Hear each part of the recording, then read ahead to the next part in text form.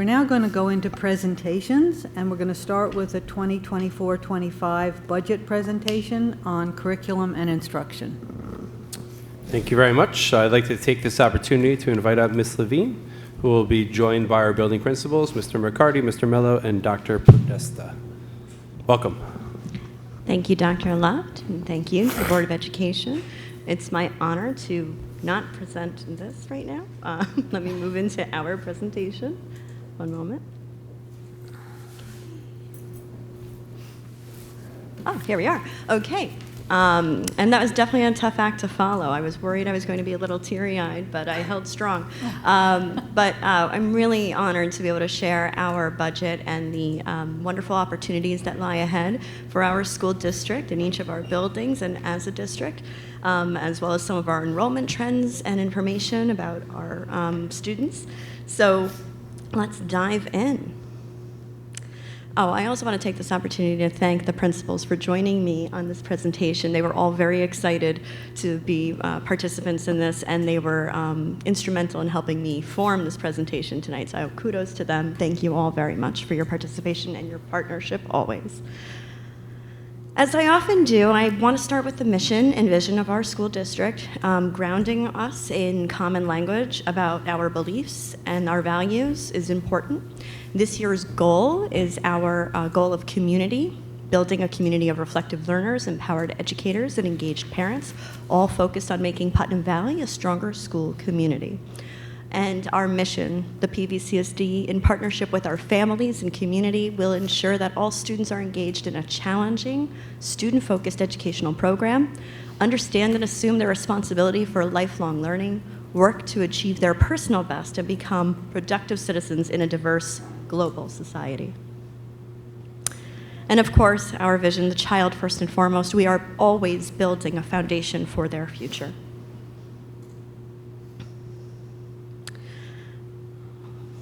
We're talking a little bit about who are our Putnam Valley learners to better understand what it is they need, which helps us all understand some of the initiatives we are launching and the purpose behind some of the things we're doing in our district. On the left-hand side, you're going to see the core values.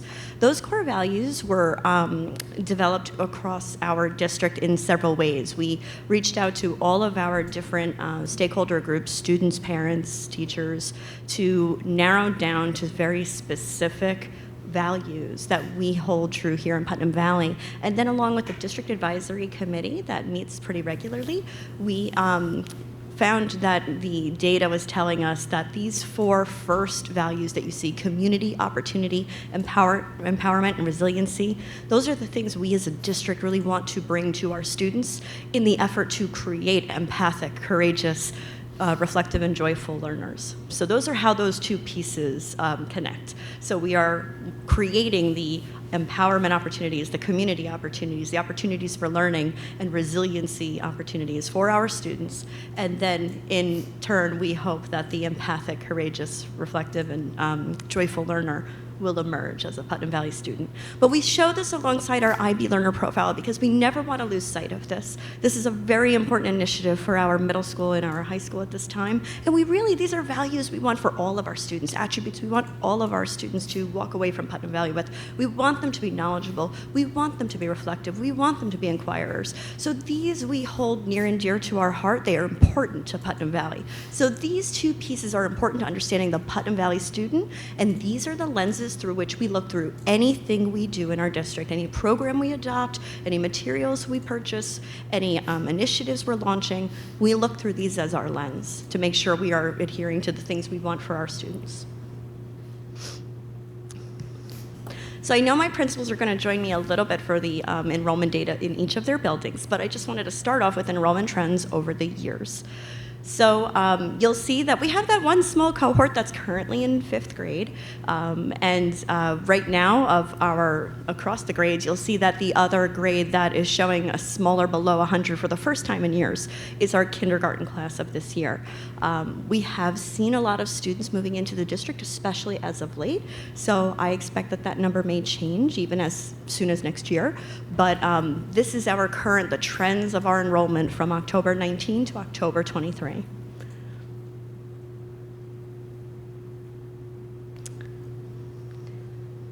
So to meet the needs of our students, obviously our district staffing does change year to year, but not significantly. We have a few small changes we're projecting for next year, and these are proposed staff positions. We're looking at a possible middle school counselor for our middle school. We have one right now, and we are looking to add a second to address the important mental health needs of all of our students in the middle school years. We know how important mental health is to our students. We know that there's been a trend in national news talking about the mental health issues our students have faced, especially coming off of the pandemic, and then also mixed in with social media and other issues that they face, global crises. So we know that our students are struggling, and we know that someone in that position could, in addition to Melody, could assist in supporting our students' needs. We also have seen some trends in increases in our teaching assistants, again, to meet the needs of the students that may be moving into the district or may be identified in our district as requiring additional support. And of course, some of these changes in our enrollment and in other pieces of our overall functioning as an organization leads to an increase in our office and support staff, where we will be adding a full-time position that has been a part-time position historically. Any questions? The full-time position, that's a combined? It was a part-time, so now we're just adding another 0.5 to make it a full-time. Yeah, we would likely be looking to collapse 2 part-time positions into 1 full-time position. Right. That's right. Other questions?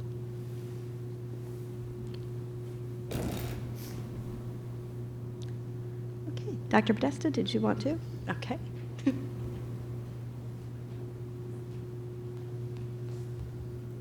Hi, everyone.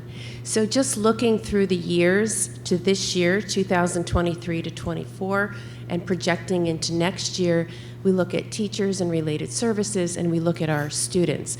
These numbers are taken on a common day in all our buildings, one day that we all decided on. However, right now, I know the elementary school has 583 students currently, with one more maybe coming in this week. So if you look at the 21 to 22 year, we had 530 students total.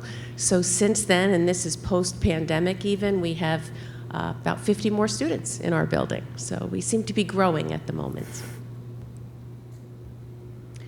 If you look at the projections for next year, there are a couple of things to consider. One is we never know at this point how many kindergarten registrants we have. We're trying to advertise now all over the place on our sign and in our weekly word so that people do sign up for their kindergarten screening appointments. So right now, that's a guess for 100 students in 5 sections. Our grade 1 would be our current kindergarten, which is not our largest cohort, looking at 97 students. Grade 2, 115. Grade 3, 103. Grade 4 is the question mark that we discussed at the last board meeting I presented at, looking at about 128 students, which is not as large as our current 4th grade right now. But if we divided that group into 5 sections, it would look to be about 26 students per class. If we divided it into 6 sections, it would be less than that, of course, about 21 students per class. So people could continue to move in, move out, but right now we just wanted to show those enrollment numbers and what the sections would look like. Middle school. Dr. Podesta? Yes. and Dr. Luff, the position that the COVID money covered a couple of years ago, is that included? So those the 3 individuals we hired with the COVID money a few years ago have already been assimilated into what was existing staff members, either through retirements or additional sections. Okay, good. So we've actually hired teachers after them. Okay. So those originally hired with the COVID money have already been integrated into our general fund. That bell has rung. So what we're looking at to make grade 4, 21 per classroom is an additional staff member? So currently grade 4 has 6 sections. So it would be maintaining those sections. Okay. If you remember back to last year, we had a vacancy at the middle school We hired an individual as a one-year leave replacement as we waited to see how the sections worked out. So we could have hired her as a probationary teacher, but then we were at risk of then having to lay her off. So she understood what was what we were asking and what was unknown at the time. Now, my hope is shortly after this presentation, we'll receive some guidance from the board as to how we want to handle those positions, because I let this individual know whether they'll be coming back next year or not. And that position would keep us at 6 sections? Yeah, I think ultimately what the decision is going to be when Travis goes to the middle school, that larger class in 4th grade is moving on to 5th grade, right? So there's one argument could be made to keep the 6 sections in 5th grade with that larger class, right, which would still maintain the existing staff members, but have 6 sections in 5th grade. There's a fairly large 3rd grade class that's going into 4th, so there's an argument to be made that they would benefit from the 6 sections as well. So as we go through these 2 projections, you'll see what the 6 sections looks like in 4th grade, 21 versus 26. When Mr. McCarty goes, you'll see what 6 sections would look like in 5th grade. And then ultimately we'll have to make a decision regarding they both go to 6, one goes to 6, or whether they both stay at 5, because those are really all decisions that we'll have to make. For the middle school, that would be an additional staff, correct? You would have to hire somebody for that, if we go to 6 sections. We did both. Only if we did both. If we do Both, 6 that's what I'm sections. So saying. existing staff members would allow us to have 6 sections in one In of the one. 2. Right. So you would need an additional staff member If we to wanted cover 6 both. sections in both Okay, grade levels, we would okay. have to hire an additional staff Yep. member Got and it. rehire our current teacher who we hired as a leave replacement. Good, okay, thank you.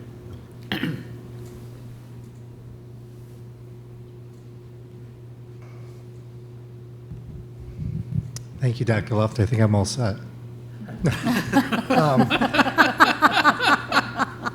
So let me talk about the middle school, and thank you for having us up here this evening. So as you can see, our projections in the middle school have gone down over the years a bit from 2021, 2022 at 486, and we are currently down to around 437. But as Dr. Podesta said, these numbers were taken from back in October, so we're actually slightly higher, as you'll see from the upcoming slide. But next year's projection is a little bit of a gain, as we're going to see a large 8th grade group go on to the high school, but we have a very large 4th grade group coming over to 5th grade, so it's pretty much a wash. And then, of course, you all know that anomaly group will be in 6th grade next year at 84. So our staffing only has hopefully a change of 1. We are looking to add a middle school counselor for consideration from the board. Since the pandemic, since we're in middle school, I know some of our students are here. If you remember middle school, it's a very changing time in your life. They actually say it's the 2nd most changing time in a child's life from the age of birth through age 2. The 2nd most changing time in life is from age 11 through 14. So just imagine that change that middle schoolers are going through. They're trying to navigate the world around them and focus on academics at the same time. So an additional school counselor would help with career inventories, deal with the social emotional ups and downs of middle school. We meet with all of our students with regards to academics. So we identify kids that are struggling after quarter 1. We sit down with all of those kids who are struggling in more than one subject and set goals for them, and then meet with them again and over and over and over again throughout the year, because we want plans in place for their success. And in addition to all that, we ask our school counselor to go into classrooms and provide lessons for these kids. So there's a lot in which Ms. Ortiz is pulled in different directions, and we believe that the addition of a school counselor will help to split that task and provide for more for our kids in their classrooms and those types of services. So that is our request, and thank you for listening to that request. So you'll see the middle school numbers. really, that group, we're sending over about 137 kids to the high school. We're welcoming in 140. And as Dr. Luft had shared with you a little bit earlier, currently we actually have 4 sections in 5th grade, which is, there's 84 kids, so 4 sections makes sense. Currently, I believe in 4th grade, they're at 6 sections. So if we were to continue with 6 sections in the middle school, we're looking at class sizes of 21. However, if we go to 5 sections, which would be 1 more than we have right now in 5th, we're looking at class sizes of 26 plus. I mean, we usually see a few additional students throughout the year, give or take. So we're looking at 25, 26, maybe 27. We'll see what that looks like. But again, at 5 sections, we're looking at class sizes of 26. At 6 sections, you're looking at class sizes of 21. And as you can see, in grade 6 with that small group, 4 section gives us class sizes of 20. And then 7th and 8th grade, I know 8th grade's actually up to 112 as of today. They were at 111. They mirrored each other for a long, long time, and I couldn't believe it.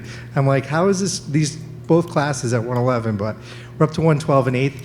We're at 5 sections at both grade levels and class sizes of 21. So just know also that this does exclude our Achieve classes, which some of our students are pulled for those classes for certain content areas. So you might have a group of 10 in an Achieve ELA class, but then a group of 7 in an Achieve Science class. It all depends on the grade level, but this is a pretty accurate idea of where we're going to be for next year. So just to emphasize that fact, these class sizes are really based upon average class sizes. And the footnote is there because if someone does the math, you realize that 140 divided by 5 is not 26. But the reality is that some of those 140 go to Achieve classes and are therefore not calculated into what an average class size would be. So different students leave for different subject areas, so it's really just all based upon averages. But when this is posted on our website, I don't want someone critiquing our ability to teach math here in Putnam Valley because those numbers don't all add up. How much of an impact would these additional positions hit on the budget? In other words, could we still stay under the cap having these positions? Because I think it's really important to keep our class sizes at 21. I had a conversation recently with a very good friend and said, Putnam Valley is becoming like a private school. And I said, you know what? If we can have a private school, a true academy-style educational system in Putnam Valley at a public school price, I'd take that any day of the week. So I'm hoping, as long as our tax cap is not busted, that we are able to provide what is needed here. And I think 21 class size is just perfect for our kids and for our instructors. So to answer your questions, sort of, the first answer is it would have to, right? We would have to figure out how to budget for the position while remaining under the tax cap because otherwise it's not an option. Now, what expense it would come at or what would need to come out of our reserves to balance it, I think we would have to sort of wait until we complete the budget process to give you a more definite answer to that. I just want to support what Sam said, because thinking about the fact that 140 students are going to be in a critical transitional year and be in classes of 26 that may become 28 during the school year is a very scary thought for a 5th grader who's in a middle school, which is already a stretch for many of our families to think that 5th grade is a part of a middle school and all that comes with that experience. Putnam Valley Middle School does an excellent job of making sure that that transition is what it needs to be, but it is much harder at the expense of our teachers and our kids and our administration to have 26 kids in a class that again could be potentially be 28. I would lobby the same for the 4th grade class. 4th grade curriculum is no joke, and teachers have a lot of curriculum to cover in that year. It's another transitional year for students as they're getting ready for the middle school. So, if I'm looking at this correctly, we're talking about 2 full positions to be able to add keep the sixth section in fourth grade to be able to add a section to the sixth grade. the I'm sorry, to guidance- the fifth grade, and then the and guidance counselor. Right, the school counselor. And so that would be 2 full positions, right, that we're looking at? I Correct. think every cent of that, in my opinion, would be worth it for our kids, and we would just need to see how that might How to do it. phase Yeah. out in the budget, Yeah, right? I agree. Thank you. You better spice yours up a little bit, Mello. Create some controversy here. Yeah, Matt so, would like 6 sections of physics. I don't think we're looking to do anything too crazy at the high school this year, but one thing, Mr. Olivero, you brought up, like somebody made a comment that this is a private, it's almost like a private school. Yeah. What a great testament to everything that we've done in this district, K-12. For somebody to think that, Putnam Valley resembles a private school at a public school, public school education or expense. I think that's awesome. That says a lot about everything that, the board, our staff has been doing over the years. A lot of visionaries in there that have created these opportunities to provide those opportunities to our students. And I think our students get an incredible education here. So I'll own that. Throw that private school stuff our way. All right, so I know it looks like we're adding a teacher this upcoming year, but we actually were not able to hire a physics teacher last year. Our physics teacher left for another district, and we went through a hiring process and weren't able to find the right candidate. Luckily, we have Mrs. Lee Ludovici, who stepped into that physics position, and you can talk to the students. I mean, Mrs. Lee is an amazing teacher and very versatile. So was able to provide us with the best option for physics this year. I also want to throw out some kudos to Kat Westervelt, brand new teacher for science research, who has a background in chemistry, stepped in to teach IB chemistry as well. So that versatility allowed us to get through this year, noting that we just couldn't find the candidate that we wanted for that physics position. Jackie and I, we've been talking for a while about, what are we going to do? And we actually have a candidate coming in for a demo lesson tomorrow. So we're really excited about a couple candidates that have applied already for our physics positions. And so we're not adding one. We lost a physics teacher because we couldn't hire a physics teacher that met our private school public education, a mantra here. So this year we'll be hiring a physics teacher so that we could get everybody back into the positions that they need to be in. Kudos to you for not settling. Yeah, I think it's got to be the right fit, right? It's got to be the right fit. I think that's really important. Oh, I thought I was going to talk about that on the next slide. All right, because it's there, right? All right, good. I thought it fit better here, but I could have talked. I could go back to the last slide if you want me to. Anyway, you can see our high school projected enrollment for next year. Relatively stable, but here's the thing. The influx of the Garrison students. This year we have 2 ninth graders and 1 senior from Garrison in our school, and next year. The projection is 13, probably between 10 and 13, depending on if some of them go to a private school, not a public Not private Putnam school. But like, what the appeal, though, is that Putnam Valley has that look, and that those parents are making a really difficult decision in whether they're going to send their child to a very expensive private school or Putnam Valley. So it's not an easy decision for those families because of what Putnam Valley is and what we offer. So I think that's really great. There are 22 Garrison students, 8th graders, and 13 of them chose Putnam Valley. And this is only year 2 of students being able to come to Putnam Valley. It says a lot about what we do here at Putnam Valley. We had an IB information night, and it was pretty much loaded with Garrison parents that were trying to learn about what we're doing here. And it's one of those deciding factors in students coming here. Throw a lot of props out to Vin DiGregorio for putting on a really great presentation about what the IB program is, and also allowing people to see who we are at Putnam Valley, like what some of the staff are like. And so I think the outside world is kind of seeing Putnam Valley and getting different perspective into who we are, what we do. And so it's a proud moment for, I think, all of us to see, what's happening here and why people think Putnam Valley is great. I think that's all I got. All right, thanks. Thank you.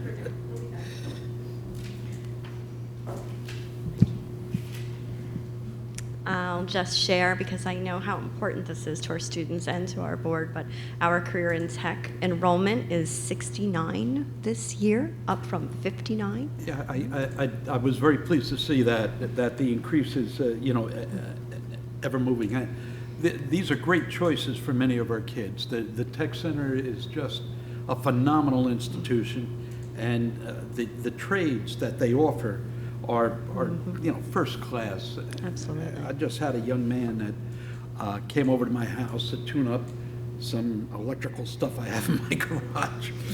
And I had him as a former student, but he went through the Tech Center, and he is apprenticing as a full-time electrician under a master electrician.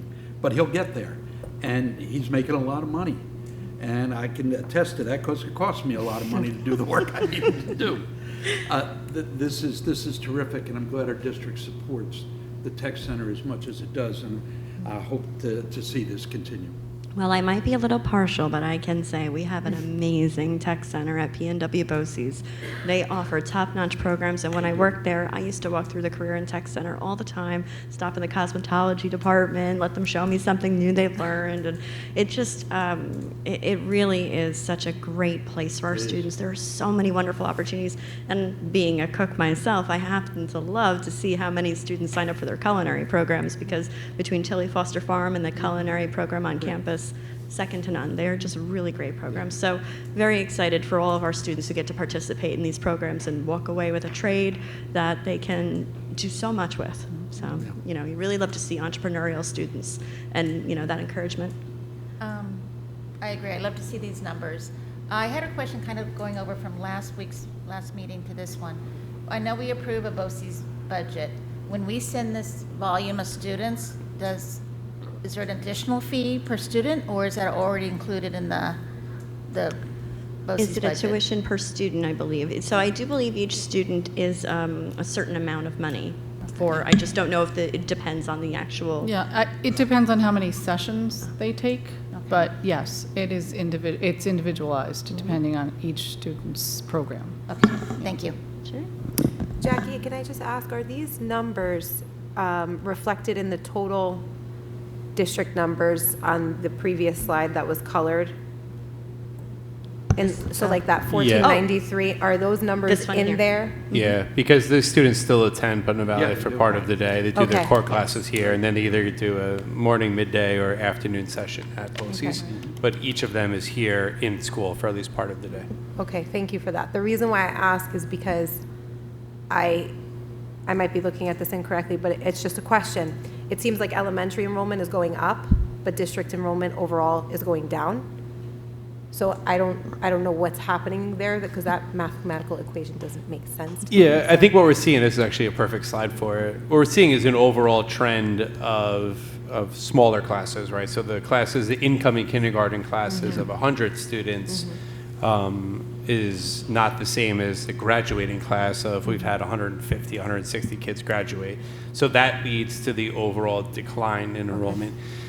The other thing that we do see is where we used to sort of have the equal number of students leave Putnam Valley versus enter Putnam Valley.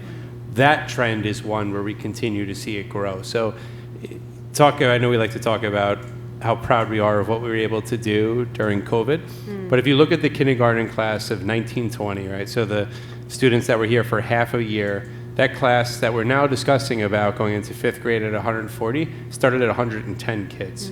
So that class gained 30 students from the time they were in kindergarten through fourth grade. If you look at the class that started the beginning of 2021 school year in the midst of COVID, right, 112 students enrolled in kindergarten. That class has already grown to 131 students in third grade. So those two classes that we already spoke about, you see a tremendous influx of students moving into Putnam Valley, whereas the overall enrollment trend that we see is really more so based upon live births, right? So the birth rate and the number of homeowners that are giving birth in Putnam Valley. So that's obviously far out of our control, right? lots of families who have already raised their kids and the kids have moved on, but still own homes in Putnam Valley, aren't contributing to the school district. Anytime a house hits the market or a rental hits the market, we see an influx of registrations, and I think that's what you see here on these charts in terms of grade levels gaining students over the years, because as soon as a property opens up, we see more and more young families moving in to take advantage of our schools. So I think it'll take time, but if we continue to see growth in our grade levels, we're going to reverse that trend and start to see increasing enrollment again. Okay, thank you. So just to review, these are the staffing changes we anticipate seeing this year. Matt spoke to the physics position, but we also have a music teacher retiring. Ms. Calhoun will be retiring at the end of the year, so that's just replacing the music teacher. And then we also have Phyllis Conlon retiring as well at the end of this year, and so we are replacing her with a math teacher. Additional staffing potentials are the school counselor we mentioned earlier, a potential special education change that Natalie will speak to, I believe, in her presentation, and the office assistant position we spoke of, the part-time, 2 part-time positions becoming a full-time.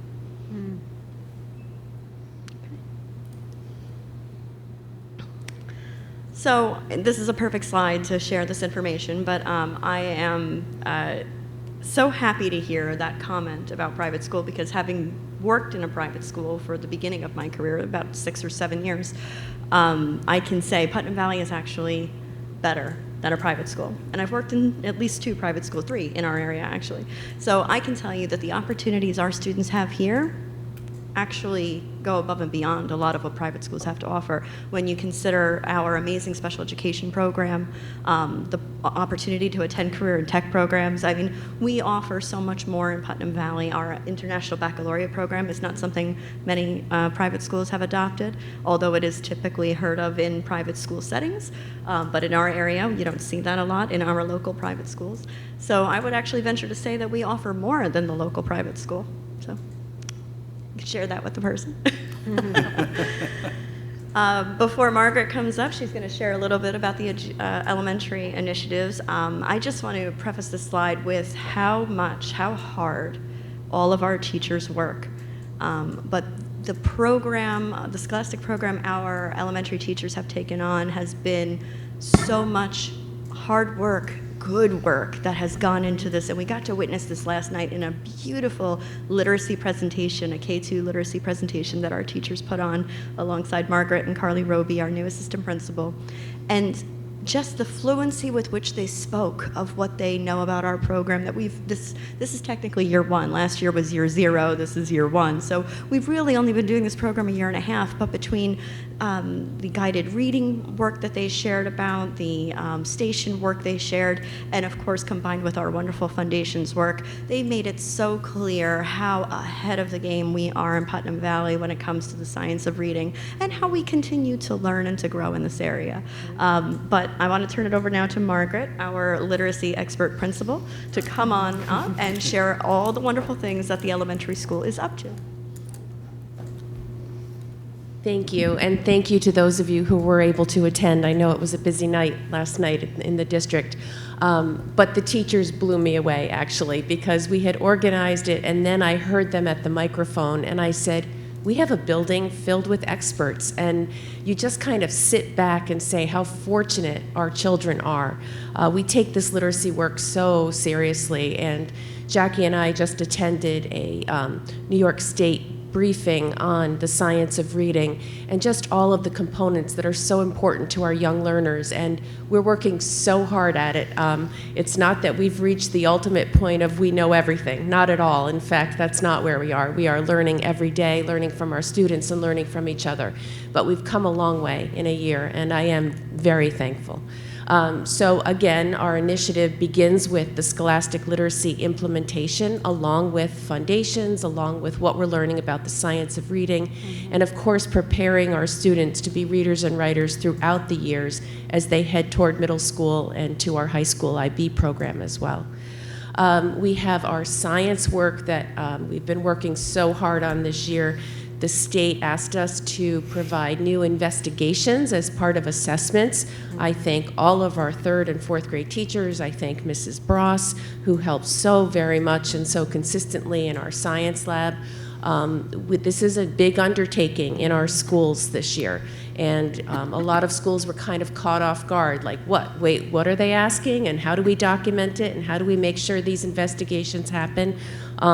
So thanks to Mrs. Bross, our teachers, our leadership, we weren't caught off guard, and we continue to figure all of this out, working closely, of course, with the middle school leadership. The writing expectations on our writing committee is a big focus this year, looking for accountability, listening to what we're learning about the science of reading, and writing in response to text, writing with text, interacting with text, and making sure that that influences our writing. It doesn't mean that it's all nonfiction and research writing. In fact, it's not. There's a wide range of what we want our young writers to be able to do. But we are looking at our continuum of expectations and benchmarks, and this begins in our elementary school, but I know that Jackie's working with a K-12 committee as well soon, and we're going to look at the K-12 continuum. And we take this very seriously, this work. This is our next #1 focus, I'm sure. Along with the reading and writing, we have phonemic awareness training. The foundations and Wilson continues to be a focus, and we have a teacher, Teresa Bork, who is trained to be our foundations coach. She spoke beautifully last night. She has taken this on in a big way, and the phonics and word study is very stressed in our classrooms. Hegarty is a new focus for us, where Foundations has the phonics sounds and letter and word work. It doesn't have phonemic awareness. All of that rhyming and breaking words apart, chunking words, that comes with looking at how we can teach reading and not leave that part out. Very important, and so we're sending teachers from K1 and 2, a representative, to go to a workshop and come back and turnkey just that little part of it so that we can begin to understand even more about it.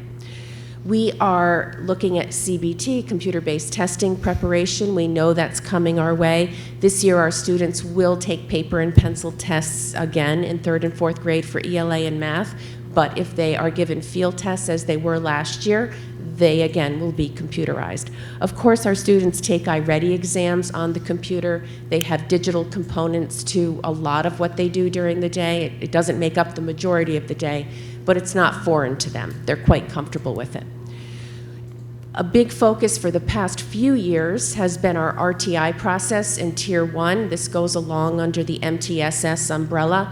Our RTI process has been fine-tuned through last year. I worked closely with Mrs. Pico, and now this year with Mrs. Roby, but we have an RTI team, a very small, condensed team that meets once a week with teachers who refer students for discussion. We have taken a very close look at what Tier 1 interventions look like in the classroom. We have developed a bank of Tier 1 interventions so that teachers can refer to it, add to it, decide what works for them and those students and their needs. So this is important work. This is actually the heart of what we do, because we want to give students what they need as learners. So this has been taken on very seriously. Our teachers come to these RTI meetings with data, with interventions, with progress monitoring. It's not just, this is how I feel. It's look at this. I have things to prove to you after putting interventions in place. So it's quite scientific and research-based, and I'm so proud of this work. And I can't say enough about our Math Eureka program. Our students do so well. Their understanding of numbers and number sense and the work our teachers have done from the beginning of grasping that program, especially with the outstanding professional development we had throughout the year when we took that program on. We ourselves have become stronger math thinkers and problem solvers, and our students are showing us that it's very successful. So those are our main initiatives. Busy every day, that's what we say. And does anybody have any questions about those? Okay. Thank you. Outstanding work, really amazing. I mean, just to see the recipe of literacy that you are providing kids every day, to know and understand that one program is not the silver bullet, but to take the best pieces of what we know works, what research says works when it comes to phonemic awareness and the pillars of reading, right? All of those pieces matter, and there is never going to be one program that has all of those pieces for every student. And so being able to form that recipe along with your MTSS work and your RTI work to be able to kind of give kids a little bit more in this area if they need it or a little bit less is just outstanding. So great job. Continue the great work that you're doing. Thank you. And, you know, working with our outstanding teachers, seeing what different grade levels need at different times, we continue on this journey. But thank you very much.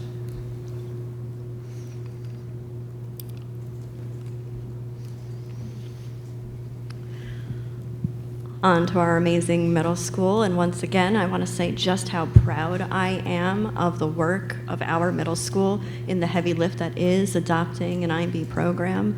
All of our teachers have written units for their MYP work as of December. We're using a platform Toddle to do that. And I also just want to say how incredibly proud I am of our 2 coordinators and our building leaders for the instructional leadership they've done. I want to give a nod to Mary Kay Cohen and to Stephanie Tricala for leading this work as the MYP coordinators in this building. They have been fantastic. They, as soon as they were tapped as our coordinators, they put their nose to the grindstone, and they have moved that building in ways that I wish I could show it to you, and I can't wait to bring them up here and have them present to all of you, because they will by the end of the year, I'm sure. But they are just phenomenal new leaders, teacher leaders, and I can't say enough great things about them. But I also can't say enough great things about Travis and Jamie and the work that they've done to lead this initiative, to lead this work, and to also lead the data-driven instruction and small group work that we are seeing happen more and more in the middle school, which we know how important that is. So I'm going to turn it over to Travis, but I just wanted to give that nod to the middle school and how hard they've worked. So.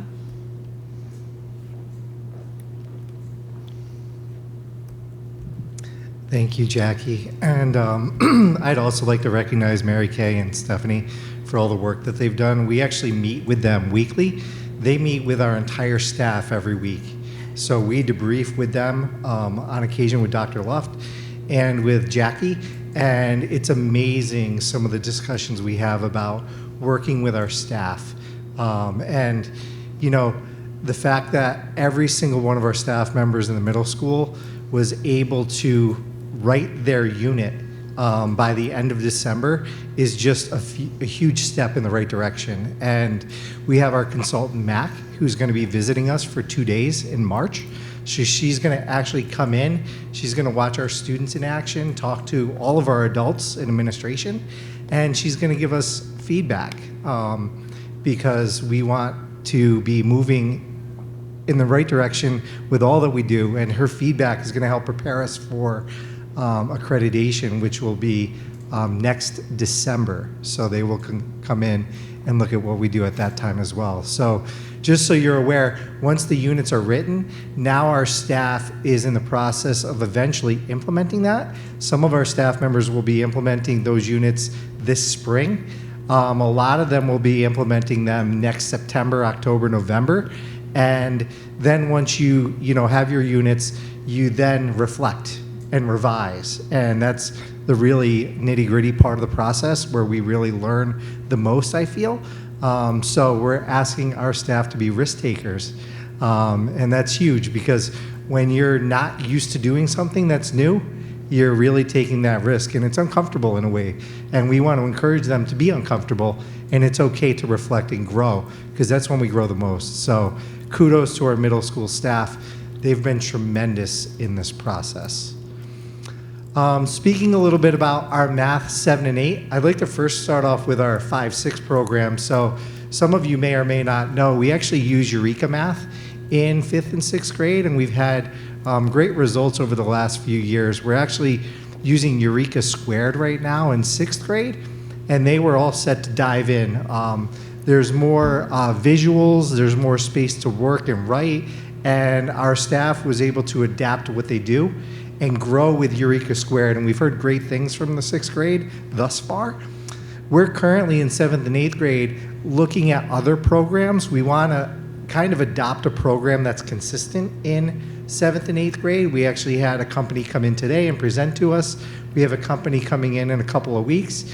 And with Phyllis Conlon retiring, I mean, she has been tremendous and has a wealth of knowledge. we're going to have somebody new stepping into her shoes. And we have a newer math team. We have a new teacher who's in 7th grade. This is his first year, and Mr. Jack Borman. So we want to make sure that we have the resources available for these newer teachers so that they can use online resources, they can use consumable workbooks. A lot of the materials now are in other languages, so that's tremendous for us as well. So we want to have those resources, and we want to make informed decisions. And Jackie has been right at the forefront of helping us invite in these companies and have them present, and for us to make the right decision moving forward so that we see some more consistency across our 7th and 8th grade levels.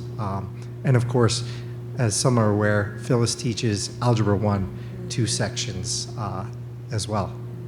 Travis, Yes. Eureka doesn't go to 7. I'm just wondering whether, I'm sorry. Is that It's okay. Not a good question? They're actually one of the companies that we're inviting to come in. Oh, okay. I don't want to speak for the company, but we wanted to see what they offer Okay. in 7th and 8th grade, and we actually did find out most recently that they don't have resources yet for Algebra 1. Okay. But they are in the process of doing that. So we just want to make an informed decision before we decide to go with something that might not be as developed for 7th and 8th grade Okay. as is for our lower elementary, middle to lower elementary. Does type math students. change at that point in the 7th and 8th grade? Like Does.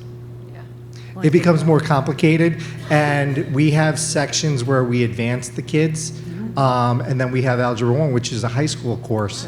So they are different from what we see in a typical Math 7 class or a Math 8 class. So we just want to make sure we make a very good informed decision because these programs come at a cost, and we want to make sure that they're right for us. And these standards, they keep changing. And I tell you, like Jackie, do you want to talk about some of the standard conversation we had today? Yeah. So I just wanted to clarify something because Eureka was the program that came in today, and they did share Eureka Squared. But what Eureka's done, let me call them Great Minds because that's the company, Yes, right? that is- Eureka's the program, but Great Minds is the company. What Great Minds did was they said, okay, we have Eureka Squared, which provides more visuals, simplifies the language, and is aligned to the Common Core standards. New York State said, no. We want New York State aligned, next gen aligned. Right. So Eureka does have Eureka Squared Algebra, but they have recently developed Eureka Squared New York State aligned. So the 7th and 8th is ready, and their digital platforms will be ready as of the summer, so we can access that curriculum. Algebra will be ready, I think, later in the summer. So Algebra 1 New York State aligned is not ready, but we do have Algebra 1 Eureka Squared, which when you look at the next gen standards versus the Common Core standards, they didn't change all that much. There are a few changes, and there are a few, timing is different. You know, they might do this lesson earlier or this lesson later in another year or another unit. Those are the changes. They're small, but they have crosswalks to kind of show, where those changes are so that the teacher can plan for that. But those materials will be ready eventually. It's just that they have gone through this process to develop a New York State aligned Eureka Squared. So when you hear Eureka Squared, right now their New York State aligned program is not fully prepared. What I will say is that no program takes the place of a strong repertoire for a teacher. Teachers have to develop a very deep repertoire of strategies and instructional moves that they apply to the areas of learning. They match depending on the students and the situation they have in front of them. That is what skillful teachers do. The materials and resources are to help teachers who are newer and don't have that deep repertoire, like someone like Phyllis Conlon, who has a very deep repertoire and has, developed a lot of strategies and a lot of supports and a lot of materials over the year. So when we talk about adopting a program, it's not the game changer that's going to fix everything. It's resources and materials that are going to guide our teachers, especially our newer ones, and create consistency and common language throughout our buildings. Thank you. Thank you. And just to echo what Jackie said, these materials do not replace a good teacher. So we want to make sure that we provide our new teachers with these resources and our veteran teachers. So moving on to science, we've seen some great changes in science, as Dr. Podesta had mentioned with the elementary school. We've been sending our 5th grade teachers for Science 21 training for a couple of years now. And in addition, what the state has asked us to do is to implement these science investigations, which they suggest we spread over the course of a number of years. However, when they asked us to do this, they also failed to mention that this is the first year of our science assessment that we've been waiting for many years. And they said, well, part of this assessment is these investigations. Yep. So now we've asked our 5th grade teachers, thank you, to implement these 4 science investigations on top of what they already teach. So we had to kind of go out and provide them with the materials to purchase, and then ask them on top of what they already teach to have these 4 investigations, which are very time consuming. Don't get me wrong, they're tremendous, they're hands-on, the kids are actively engaged, the teachers facilitate them, but on top of that, they also have to grade these investigations, and we have to store them.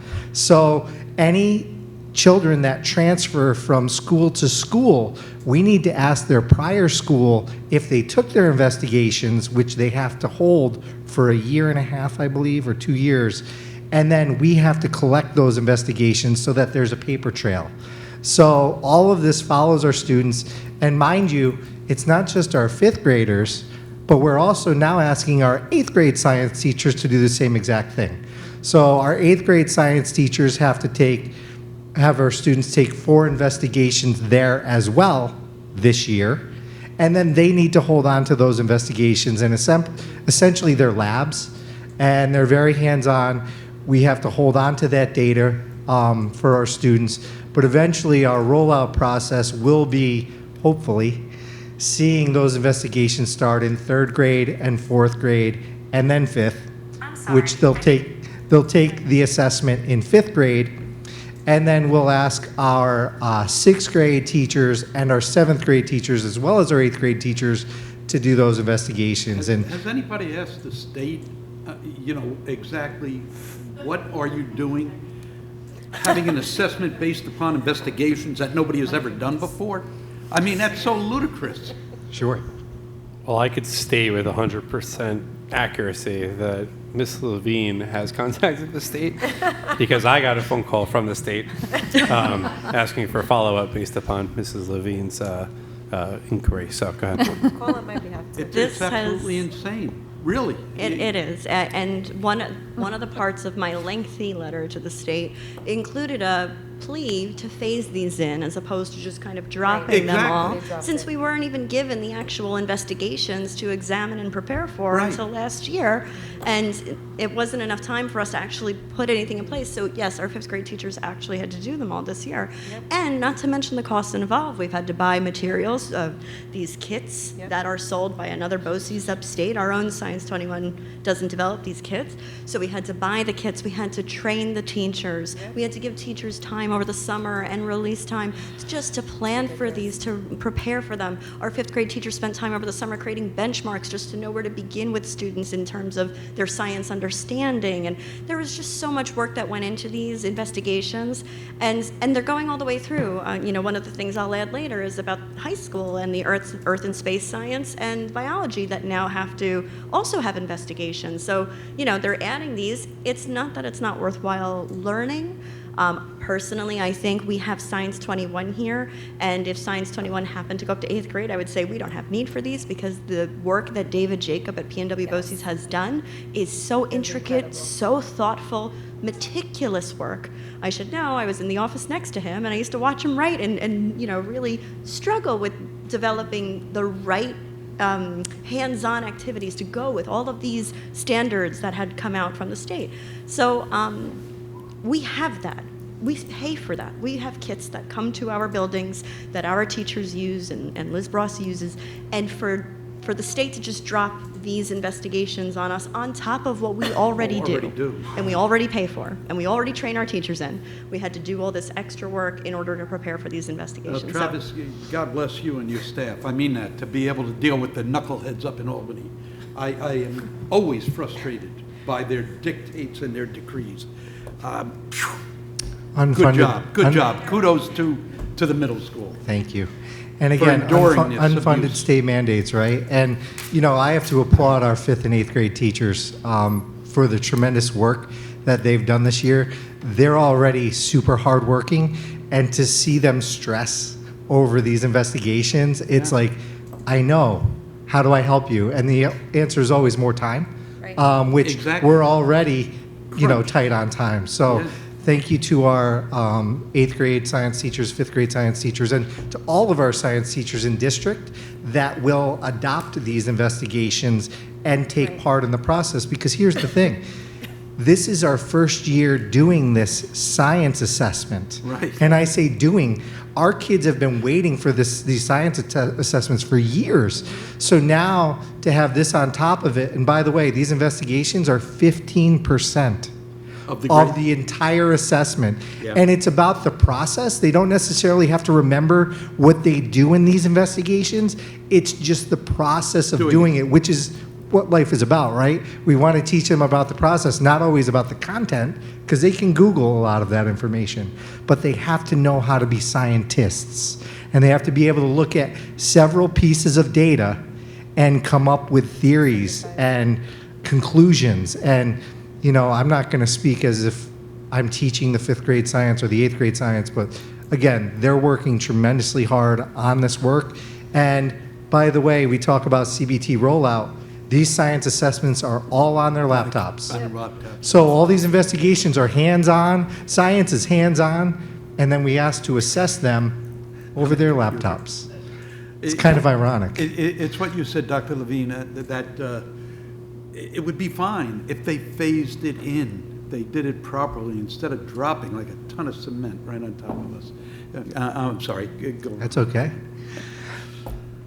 A good topic to roll us into our CBT rollout. So this is our computer-aided testing rollout, and we're going to start to see that actually this week, even though we've had a kind of off and on week with the snow keeps interrupting us for some reason. But, No, we're so, fine tomorrow. our teachers are doing these investigations in science, and now we're doing these simulations with computer-based testing. So this week and next week, our 5th graders in math, science, and ELA are practicing simulations. So they're on their laptops, they have tools that they maneuver with, and they're taking, I believe it's 20 to 30 questions, might be 10 to 20, for a length of 20 minutes to about a half an hour. And the teachers are devoting their time so that they're looking over their students' shoulders, seeing what they're doing on their laptops, and the kids are getting comfortable with this computer-based testing. We're lucky. Our kids have had laptops in their hands for years, but it's like any new program. You have to get comfortable with it so that when you sit down to take it, we're ready for all those little things that can go wrong with technology. And our tech department is second to none. They have to prepare all of these devices so that they can't go on anything else. When you start that simulation, that's all you can focus on. You can't go to the internet. And when kids need to pause to use the restroom or take a break, they actually get logged out, and then they need a code to log back in. So we're getting our 5th graders and our 8th graders, who will be taking these all computer-based, ready through these simulations. These aren't field tests. These are simulations. They're practice to get them ready. And then, of course, in the spring, we have a whole different rollout of what the computer-based testing will look like, because we have windows. And what we tried to do is move our window as far back as we can so we get as many days to prepare them before they take this assessment. I apologize to those 8th grade students going to Washington, D.C. They're taking their science tests that Monday and Tuesday before we take off for D.C. on Wednesday, Thursday, Friday. So it was as far back as we could move it, but we have to be very thoughtful of when we have our kids take these assessments so that they're fully prepared and they're comfortable with taking them on these devices. And you know what? 5 years from now, we're going to say, oh yeah, remember when we took those simulations? Because certain districts have done this for years. Like I know local districts who have done the computer-based testing because they just all moved on it right away. we've kind of paused on that until now, and now the state's saying, no, you have no choice. You have to move to this. And the whole middle school and elementary school will be transitioned in 2 more years. Totally. They're rolling it out. They're actually rolling this out in a very thoughtful way, which makes sense in that area. Good for them for that.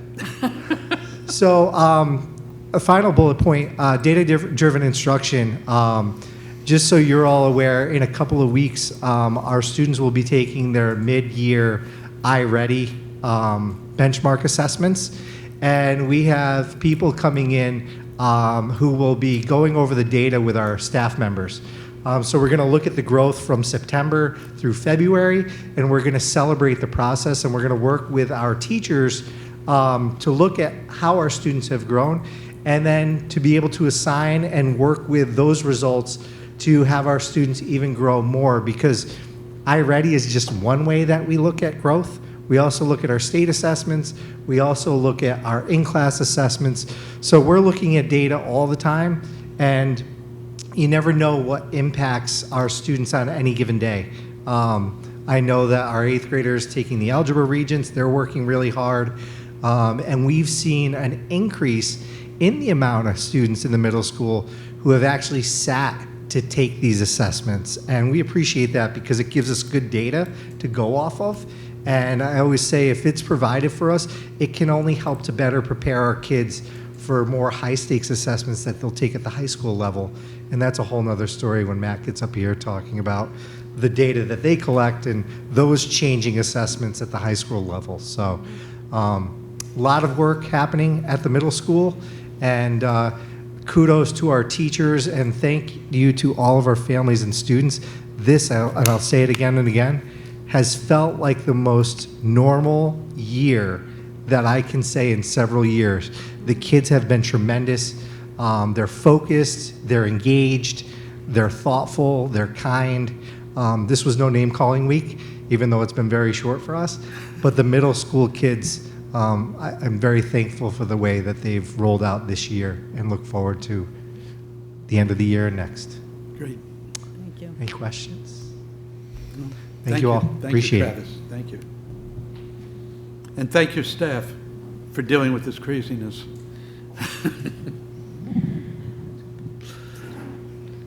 Before we move on, I just want to highlight that piece, go back to it about the data-driven instruction and those targeted small group work. There is no replacement for explicit direct instruction to right. students. We Yes. need more of that, and we are seeing our teachers rise to the occasion and do more of that in our middle school, which is fantastic, and we're going to continue to see more of that. But it is informed by our data, so we're very lucky to have our partners at iReady able to come in and show them how to better utilize the iReady tool and how they can, really pull as much data as possible from that. So before Matt comes up here, I just want to paint a picture for you of something that I was able to participate in today that really, I think, captures what the high school has been working toward all this time. Carrie DeSiena, an English teacher and chair of our English department at the high school, invited several of us today to come to Hamlet on Trial. She teaches a criminal law class, but she's also an English teacher. And she also had Kat Schutz and Dan Mahoney bring our film students in to film the occasion. So here we had this interdisciplinary moment of 3 different subject areas, criminal law, ELA, and film, all in the same space. Interacting, role-playing, experiential learning. It was so moving and so exciting to see. I was really grateful to be invited to that. But if you saw the high school band concert last night and the tango that was performed, in addition to Charles singing with the band, I mean, the things that are happening at the high school are so amazing, and I have to attribute it to the amazing leadership of Matt and Letitia. They work so hard every day. They are so committed and dedicated to their students and to their families, from their Tiger's Streak to their Tiger's Keepers, and also just having everyone's voice. I know he has his Vision Quest meetings. He may touch on that today, but I know he talked about it at his opening day presentation. And I can't say enough about the partnership that I feel like I have with Matt and Letitia in the work in the high school. We are just so proud of everything our high school is doing. So, Matt, I'm going to turn it over to you.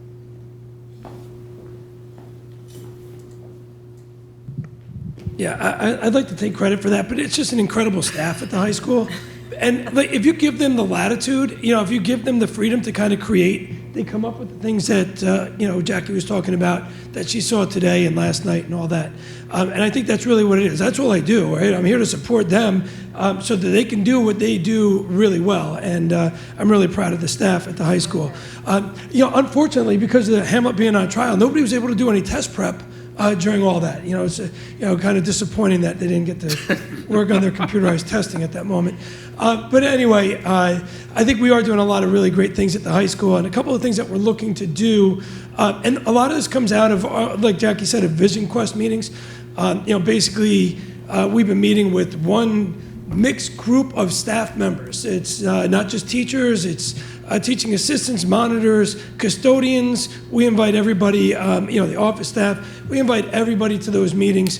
Basically there's about 10 members at each meeting with Letitia and I, mixed group. And we kind of just, we ask them, what do you think is the most, challenging things for students today, right? And then we try and develop from there what we can do to probably meet the needs, moving forward. So, the Vision Quest is eye-opening because you're getting a really good voice. And then she mentioned we have these Tiger Streak meetings with the students, a group of students that we bring in there.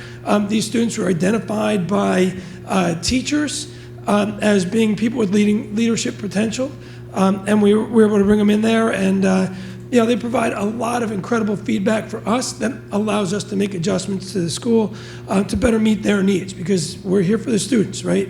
Child first and foremost. So I can have the most brilliant idea in my mind, but if it's not what's going to work for students, then what's the point? And I'll just give the students credit with this. Is one of the things. You always hear parents always talking about, oh, my kid comes home, they never talk to me. A kid comes home, they don't talk to me, And I thought it was really interesting because Connect Ed messages go home to parents. They don't share those with the children. And so the students are in there and they're going like, they don't talk to us. They get these messages from the school and they don't talk to us. It's really interesting how it goes both ways. So, from the students, we realized that, we're going to send a Connect Ed message home, which goes to the parents. We need to send that message to the students as well, so they need to hear that. And so that's the feedback that we got from the students that's making us better. All right, I know this isn't about those things. It's about different initiatives, but those are some of the initiatives we put in place this year that we plan on continuing, for the years to come. It's vital feedback, and I think that's what helps shape what we do here at Putnam Valley. For next year. We're in the process of our 5-year evaluation for IB. So we became a diploma program 5 years ago, and therefore every 5 years, IB requires an evaluation.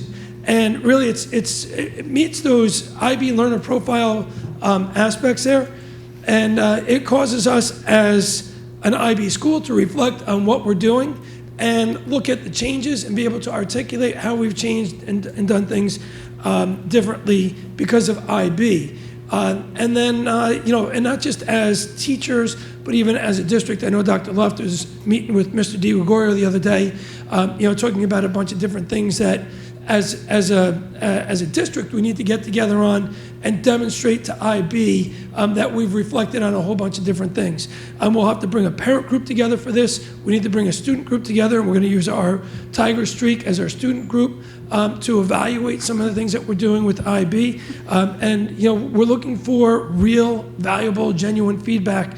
It's not one of those things where you go, we need to shy away from this feedback. We need to embrace that feedback. We need to make the changes that are going to make us better moving forward. So the 5-year evaluation is quite a process. It's not just check a couple boxes and send it into IB. There'll actually be another visit from IB, I think, in September. So they'll send a delegate or two here to meet with us and help us reflect on what we're doing with IB. So we're looking forward to that because, again, it causes everybody to reflect on what they're doing. And that's that inward kind of reflection that we want to make sure that we're doing what's best for students. Also, next year, we're calling it a 10th period, but basically what we're looking to do is from 2:40 to 3:20, create this period of time where sports doesn't start, I've talked to Mr. Kantrowitz. I've talked to Dr. Luft. There's been a whole bunch of conversations. Dr. Doherty, we talked about this because there's other implications that come along with it. But it's a joint effort. I know Travis was part of the conversations as well because it could affect middle school. There's a lot of moving parts to that. But the realization that we got from our teachers and our students is that it would be nice to have this chunk of time after school where they could go for extra help. They could go to clubs. We could actually create writing labs and math labs after school that students could attend when they need help. Students could be used in those writing labs and math labs, those honor students, to be able to, they'll be trained and they'll be able to help students that are coming in for that extra help in any of those areas. So we're excited about that, but there's a lot of moving parts when you talk about trying to create that time after school. And one of the biggest issues is obviously busing. So if we have this time till 3:20, we're looking with, working with Dave Spittle, and Mike Koenig to see what we can do to possibly adjust some busing, to have some loop buses to get students home at that time. So there's a lot of moving parts. We're hoping that it comes to fruition, but it's definitely one of those things that we're working on to just add a better connection after school, give more opportunities for students for the clubs, activities, and extra help that they need. And there's some other unique things that we're trying to look at there as far as like physical education classes. There might be cohorts of students that aren't comfortable in your typical physical education class, and we might be able to create a smaller class for them in that time period that would be beneficial for them so they can be successful and enjoy the merits of a physical education class as well. And then the other thing that we're doing is we're beginning like a feasibility study into MYP. We actually sent a group out to Harrison High School. They came back with some really good feedback because MYP at the high school, in the middle school, it works, it's grade level. You have these grade level teams that are meeting together for MYP. High school isn't set up in grade levels. We're set up by department. So it becomes, different kinds of shifts that we're trying to understand and see if that will work in the high school. We're taking our time. We're hoping to visit Somers High School. We're hoping to visit Pelham High School. Some of these high schools that have MYP to see what they're doing, how it works, and then how we might be able to incorporate it here at the high school. So that's basically what we're looking for next year, among other things, but I think that's it. Any questions? Matt, the 10th period, is that going to be scheduled or on a volunteer basis? And what does that do for contractual obligations for a teacher? In my discussions with Dr. Luft, it's volunteer basis. So, right now we have teachers that are staying after, giving extra help. If you look at our math teachers during lunch, there's kids always in their classes, for extra help. And, the teachers are doing a great job of providing that, but we need more time, right? We need more time. Some students need to just chill out and relax during lunch, right? And recharge for the second half of the day. So if we can get something after school, we're looking at a volunteer basis. Some of the initiatives like a math lab and a writing lab, we're looking to create, paid positions for teachers, some stipend or whatever for teachers to be able to be there to do stuff like that. But clubs after school, they traditionally were run after school, but because of our later start time, it created this need to run clubs during the middle of the day, during lunch. So we'd like to be able to spread it out, so maybe some clubs can run during lunch and some can work after school. And I think the feedback that we've got from students is that would give them more opportunities to be involved in more clubs. So as that 10th period evolves, we certainly have the option to look to flex teacher schedules, right? If it morphs into something where students are scheduled and we know certain students are going to be there each day, and then it would warrant maybe shifting a teacher's schedule, having them come in late and stay late. But the initial thought is that students will sort of ebb and flow in and out of this. Therefore, there could be times in which maybe no students go to the writing lab, in which case we wouldn't want to use up a 0.2 of a teacher. Stipend would make much more sense in that case. So while we're starting off with this sort of stipend-based flexible model, If it really gains traction and turns into something where there's sort of credit-bearing courses being offered, we certainly would then have the ability to flex teacher schedules. Someone who wants to come in a little later but stay a little later for that, to cover that period 10. Is this something that would benefit all schools? So I think the quick answer is yes. The complicated answer is transportation. The end of 10th period corresponds with our busiest time of the day for transportation. A loop bus for high school students during that time may be feasible. Door-to-door service for elementary and middle school students would be impossible. So it works best at the high school for that reason, because of the transportation needs, possibly 7th and 8th grade students.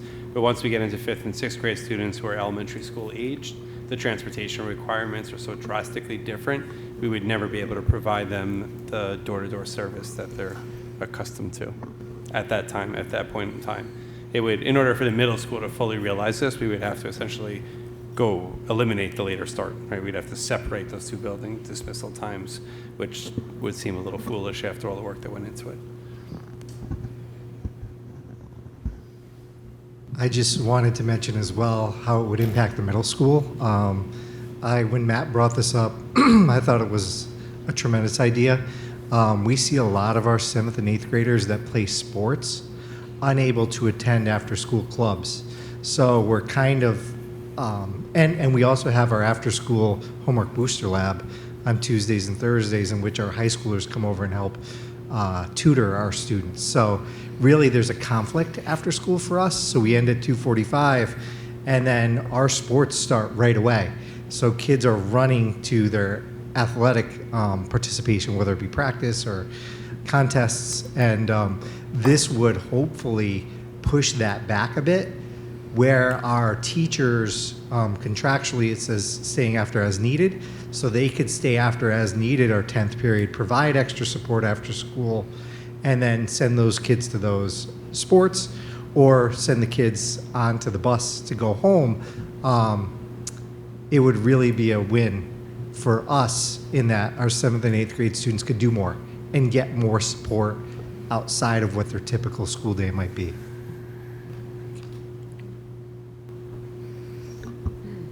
I just wanted to quickly go back to the Tiger Streak and communication. And I wanted to say, I find the Tiger Streak extremely beneficial, and I know that we've only had a couple meetings, but as a form, as a way for students of all grades to come together and address, how do we get kids to stop cutting the lunch line? How do we stop bullying? One meeting we split up into the groups and we specifically brainstormed these certain things that, teachers need perspectives from kids because they don't understand at the same level as we do.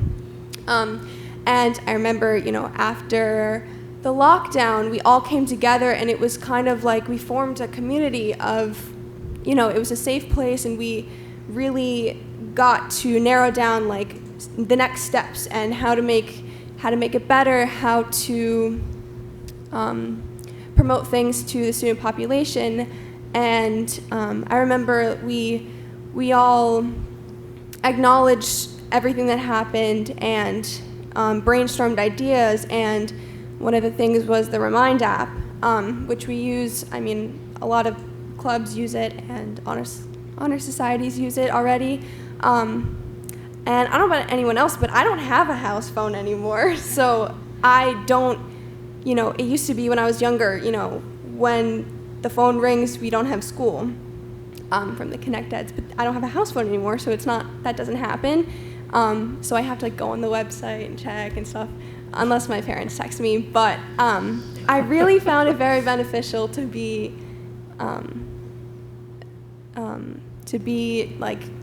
alerted, we have a 2-hour delay, or there's a hold in place because of this. And although we can't really have our phones in school anymore, it's very comforting, and it's important to understand the student perspective, and though like technology has like its negatives, I think that like specifically the Remind app is very positive, and especially during like emergency situations when we have that form of contact, I think that's very important. And I think that we should promote it a lot more, because not everyone is even signed up for the school-wide Remind, and I think that it's very important. And I just wanted to say that I really like this Tiger Street Club because it's very specific and comforting to the student population, and I think that it will be very beneficial to, you know, starting like promoting specific weeks like Kindness Week or this like Red Ribbon Week or stuff to spread awareness about things, and then also brainstorm, you know, how to fix certain problems in the school that teachers need to understand and hear, like how to fix it from like the students brainstorming and stuff like that. So. Yeah, and just like the kudos to the students. You know, we were getting reports like, you know, students were unruly on the lunch line. It was one of the things that we threw, like we're sitting there going like, you know, what do we do about this? And we threw it out to the students and they brainstormed. But like one of the things that came out of that was like, well, they're on the lunch line for like 15 minutes. Mm-hmm. You know, imagine standing on a lunch line, waiting to get lunch for 15. You're hungry as it is, hangry if you call it, right? And like, so the realization from the students was, well, what do you expect them to do? You know, they're online for 15 minutes waiting to get lunch. Of course, like behavior like that is going to start to rise up. We're not talking like, you know, we're just sophomoric kind of behavior by seniors, which is, no. But you know what I mean? Like, that kind of perspective allowed us to go to the you know, people who run the lunch. What is it? Whitson's. Yeah, I'm at my wits' ends. That's right. Yeah, so we were able to go and talk with them about, okay, how do we help speed up this process of getting students through the line, and that will help alleviate some of that behavior that we're seeing. And that really came from our students and the brainstorming session that we had with them. So really incredibly beneficial. I mean, I think if you want to do anything right, you have to listen to the students. Agreed. Thank you. I think we could solve the other problem now. Jeannie, can we make sure Reese gets all 5 a.m. phone calls? Yes. Text messages? we can make that happen. Okay. Okay.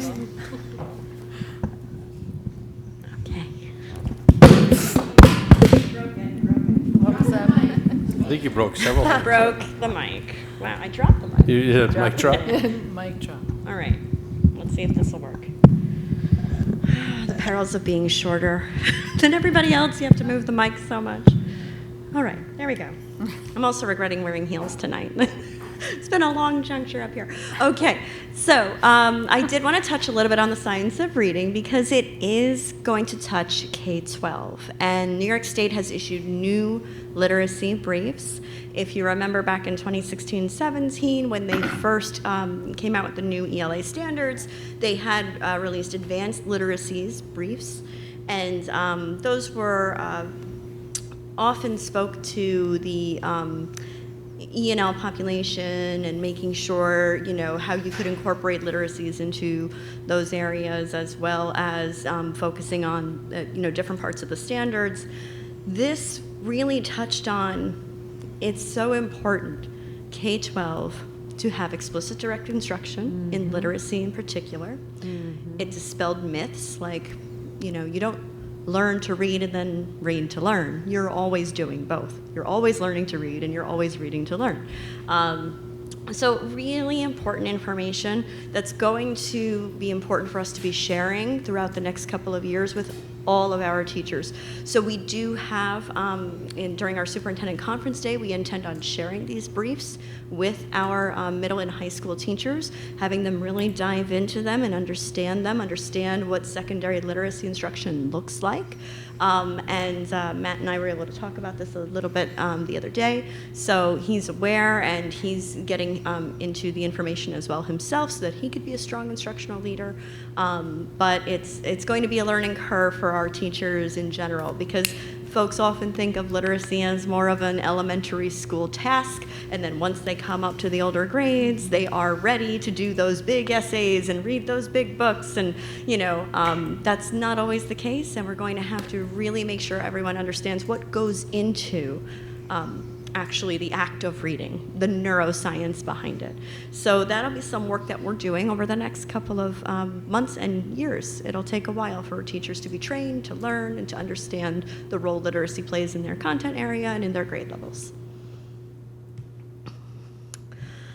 So we are continuing in terms of our district initiatives, our multi-tiered systems of support leadership team. Our team is working on a communication plan, and hopefully that will be issued out to the district by the end of this year, basically communicating what our systems of support are for academic and behavioral needs, what happens at Tier 1 in Putnam Valley, what happens in Tier 2, and what happens at Tier 3.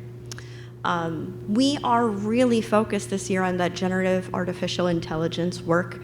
We have a Future of Education team that meets quarterly at P&W BOCES to dive deep into the different program softwares and trends that are happening with generative AI. And we're doing our own work here in our district so that we can better understand as teachers prompt engineering, how to utilize these platforms to create efficiencies and productivity, and also how to make sure we can teach our students how to appropriately use these platforms and these tools, because it's really important for our students to understand the difference between, essentially integrity, right? What is your work? What is your effort, your critical thinking put into, and what is a machine learning system giving you? So are you asking the right questions, getting the best possible information you can? How are you using that information that AI is giving you? Are you using it to help write your paper? Are you using it to help you understand how to better write your paper? So there are a lot of great things about AI, but we really need to, as a district, take a look at it, better understand what's out there. A lot of these programs do cost money. Some of them were free, and now they have subscriptions, and it's per person or per student. A simple example is ChatGPT, which everyone is familiar with. There was a 3.5 and a 4, and if you pay $20 a month, you get 4, which is better and better quality responses, more information, more tools and apps and experiences you can have. And if you only have 3.5, you get what that is, right? It's a more outdated model, it's not as efficient, doesn't give you the best information, doesn't give you the best responses. So there's an inequity in that. So how do we best support our students and give them the tools they need and make sure they all have access to something that is high quality, that is going to support their learning, and then how do we teach them how to use it to support their learning and not replace their learning? So that is our work with generative AI at this time. We are continuing to enhance our K-12 E&L support. Our parent learning opportunities are growing in number. I just love when our schools have parent nights where they invite them in, whether you've been to an IB night, a literacy night, a math night. There's so many opportunities. We had our first MYP night last year. I anticipate we're gonna have another soon. So it's really great getting our parents in the doors to learn with us. I know I hosted an AI evening a couple of months ago that we had parents come to learn all about how to use AI and some of the dangers and things to be aware of. So these are fairly well attended, and we'd love to see even more parents coming. We're continuing our diversity, equity, and inclusion work. Our team right now is analyzing data. We actually met earlier today. We looked at some data points like attendance and even academic testing data. So we continue to do that work to guide our responses to better support the students, all students in our schools, and create a welcoming and affirming environment for all of our families and students. Our CBT rollout, that is spanning buildings, so we are continuing to support teachers in training. We had a session during Superintendent Conference Day in August to introduce the platform. I've met with different teacher teams, given a presentation, provided those slides with links to the different New York State and Lyric resource centers, so they could go in, they could take the test themselves, or do sample questions rather, really to help them understand how to use it, and then of course scheduling with our folks about, our principals about how to, when and how to put these in place. And we are launching a K-12 writing committee that will meet for the first time at the end of this month. We will be meeting monthly to examine writing and writing expectations across the grades.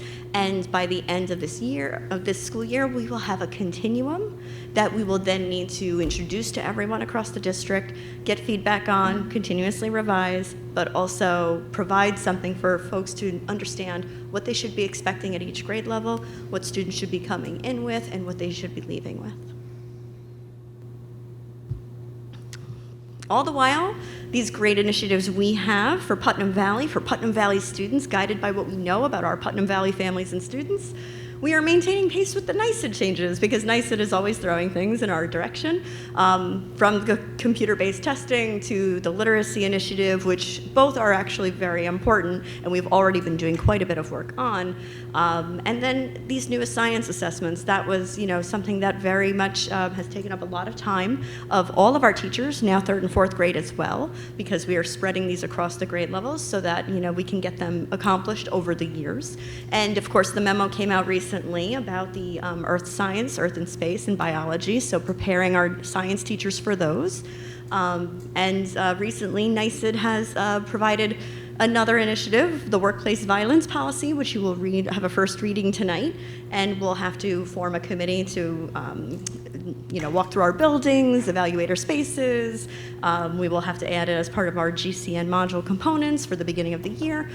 Different steps we have to take. So all of these things are things that we also have to include along with our initiatives that we have planned for each of our buildings in our district already. So what are the budgetary implications? What's going to go into the work behind all of the work that you're seeing being done? Obviously, curriculum writing is always important and always being done, whether they're writing MYP units or they are developing supplementary material for a lesson in Scholastic or something along those lines, incorporating this generative AI and deciding, are we going to choose a platform and pay for it like DFID, which is great, has a lot of great tools for special education in particular, but if it costs $20 a student, is that the platform we go with? We have to really think about those things, and we have to examine them closely, but that would be a budgetary implication if we do happen to utilize any of these tools that are coming out. And things to help our MYP exploration like Toddle or ManageBack. If we're adding more teachers or more students, we have to think about those. Presenting and having our teacher leaders present or having a consultant come in to present. We have a wonderful generative AI consultant coming in for Superintendent Conference Day to present to both middle and high school. So that'll be a great opportunity, but when we start talking about some of these initiatives, we will be bringing in experts to help us better understand what we're doing, as well as, of course, the MYP and IB lifts that we're doing already.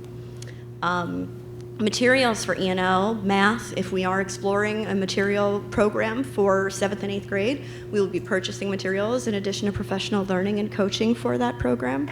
And our E&L resources, we always want to make sure we have a lot of Spanish translated materials for our students. So when a math program has a Spanish component, we're going to want that. And then training, we're going to continue our training for our IB programs. And of course, DP, sometimes the programs change in DP, so we need to send our teachers out for training for that as well.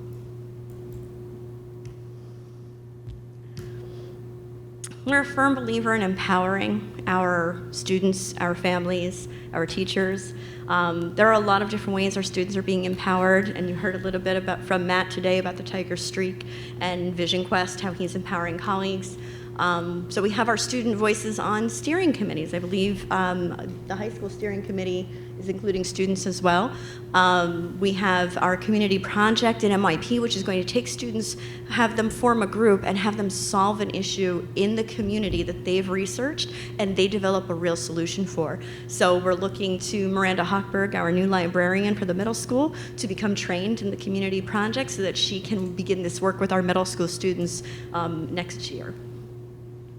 Our stage crew, our gratitude festival, our voices, regional leadership, all of these things. These are our students who went to area all-state for music and excellent performers. I can't say enough about the ways Putnam Valley students lead in multiple capacities. So there's a lot to be proud of there. And we lead. Our teachers and our colleagues are leading all the time. Margaret leads the P&W Principals Forum, and she's also a SANES trustee. SANES, if you're not familiar, is the School Administrators Association of New York State. So Margaret is our regional representative for SANES, and she goes up with Mike Plotkin and has really important meetings, both virtually and at Albany, so that's really great.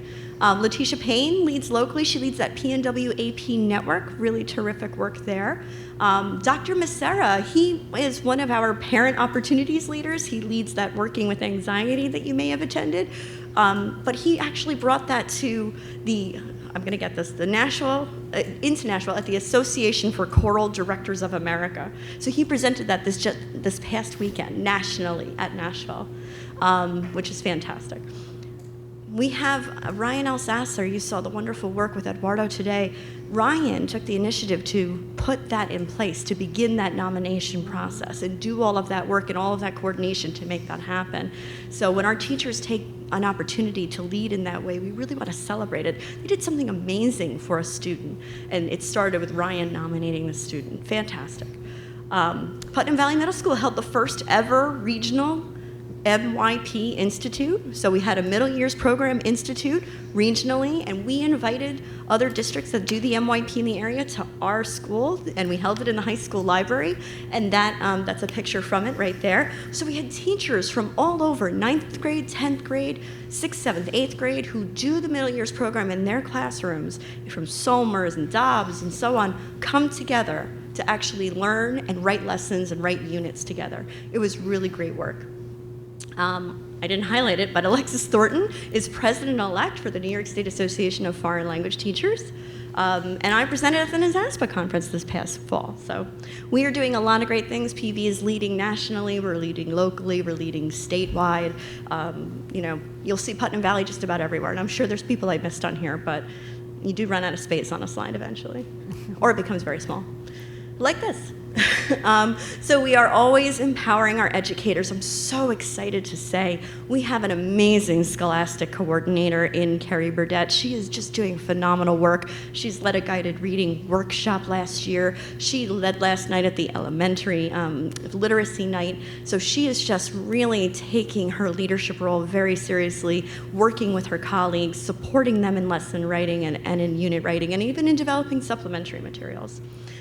We have our Foundations facilitator that Margaret spoke to earlier, Teresa Borick. She is fantastic. She took on a real lion's share of the Foundations coaching and program last year. She took an online program to get a certificate and shadowed a coach for 4 visits throughout our building to become a Foundations facilitator, which means she can support teachers in Foundations on the ground in the building, and we don't need to bring Wilson in every time we need teachers trained, and we don't necessarily have to send everybody out for training or updated training. So having that Foundations facilitator will create consistency in our program. We'll make sure if we have a leave replacement come in, they have someone who can support them and model and demo for them.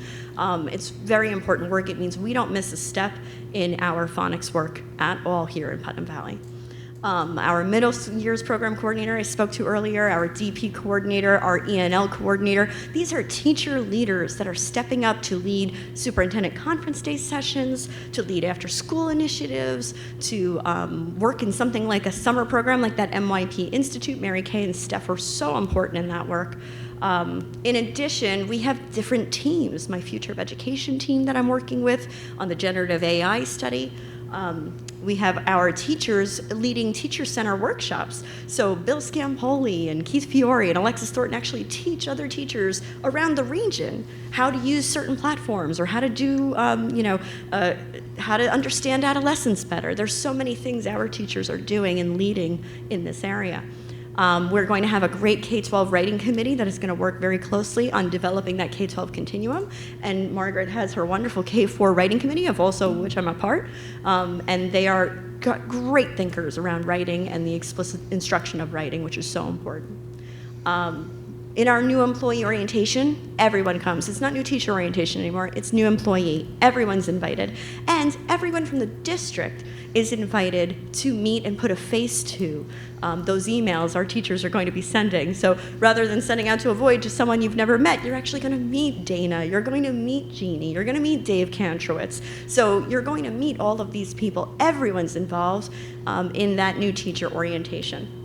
And then our opening superintendent conference day, when we choose our path, we try to give our teachers a real conference experience where they have control over their schedule. They have a bunch of different opportunities to attend. They can choose to do a mental health program in the morning, an ENL program after that, a computer-based testing program after that, a BenQ study. They can choose where they go. We try to create a conference feel for them so that they get the opportunity to not just be scheduled into something, but to choose what they like and where they feel they need the most support.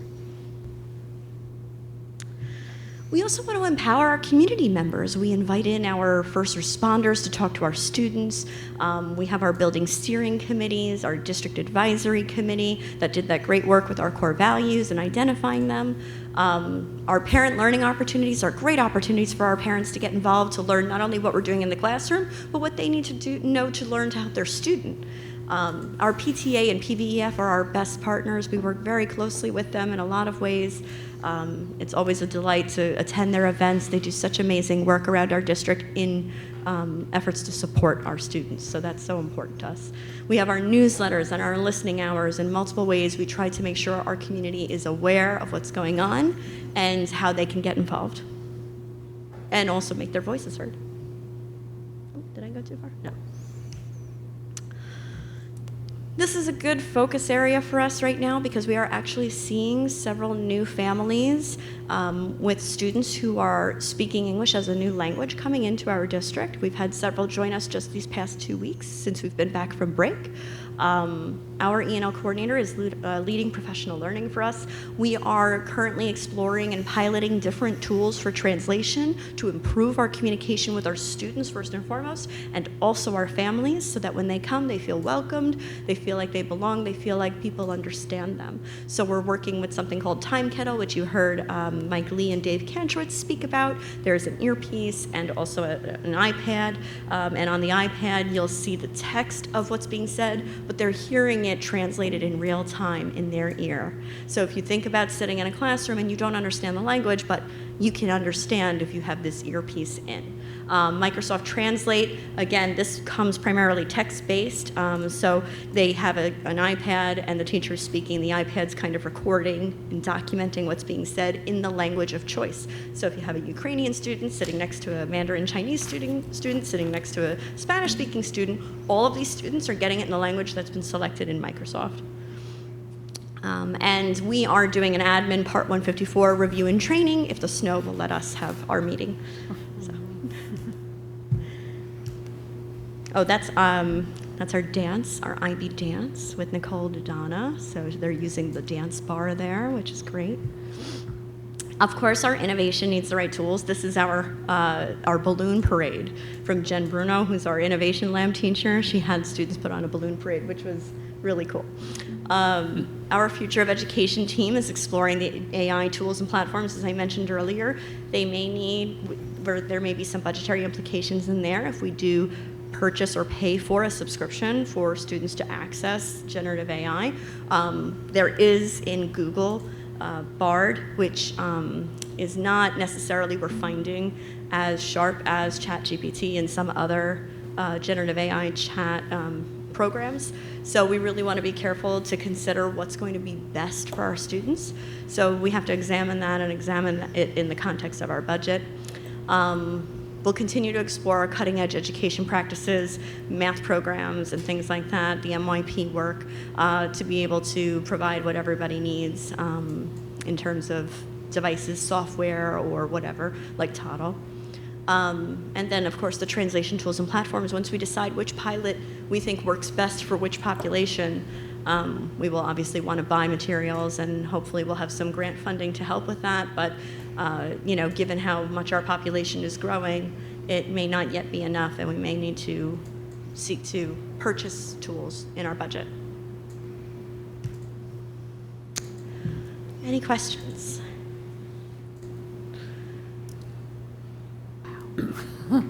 Okay. Good job. A lot of work happening. Yeah.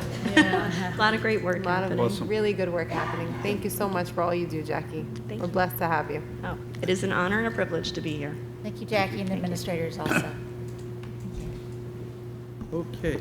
So, thank you all. Obviously, a tremendous amount of work went into creating that presentation, and I think it still doesn't do service to all the work that happens in our buildings each and every day. So, thank you to our administrators, to Jackie, and to obviously all our teachers and support staff to make all of these initiatives possible. So, thank you all.